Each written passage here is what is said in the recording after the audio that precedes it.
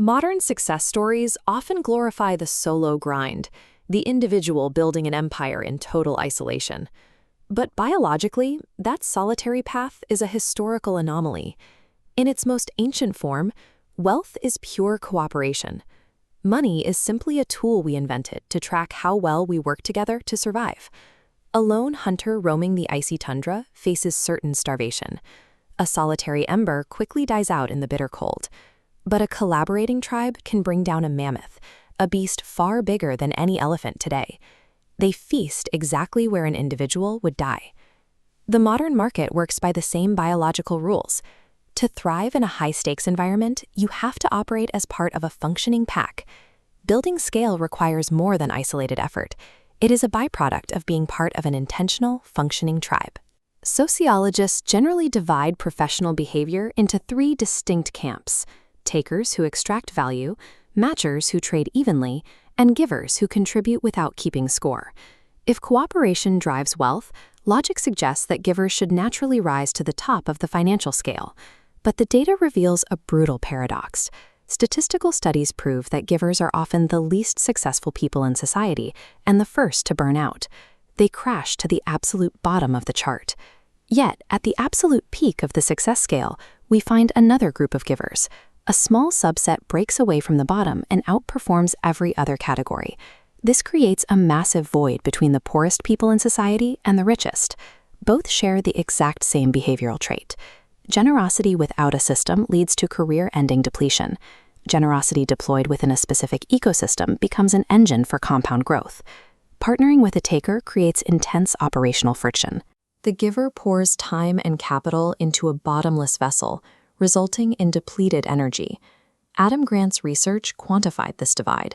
The differentiator between the broke giver and the wealthy giver is the environment they choose to serve. High performers utilize a ruthless filter. As Tony Robbins emphasizes, successful givers focus their energy exclusively on other givers.